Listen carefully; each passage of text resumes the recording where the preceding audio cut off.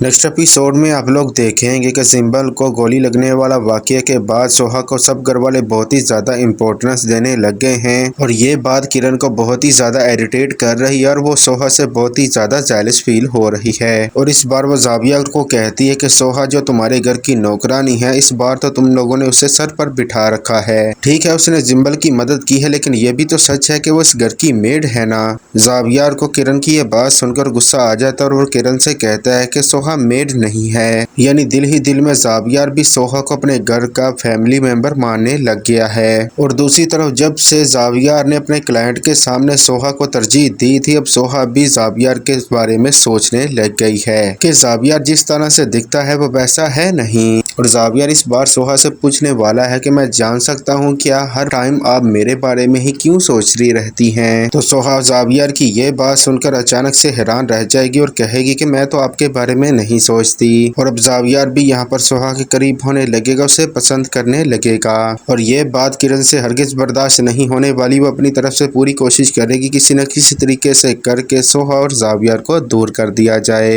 दूसरी तरफ आप लोग ये भी देखेंगे कि सोहा जो है जावियार की लाइब्रेरी में खड़ी होकर उसकी बुक्स देख रही होती है और ये भी सोच रही होती है कि जावियार की भी वही पसंद है जो उसकी पसंद है। और पीछे से जावियार आ जाएगा और सोहा जावियार की आवाज सुनकर चौंक जाएगी और वो पीछे मुड़ने की कोशिश करेगी। उसका पाँव जावियार के पाँव से टकरा जाएगा, वो नीचे गिरने लगेगी, लेकिन जावियार यहाँ पर उसे पकड़कर थाम लेगा और उसे गिरने से बचा लेगा और कहेगा कि सच सच बताना, क्या तुम यहाँ पर खड़ी मेरे बारे में ही सोच रही थी ना।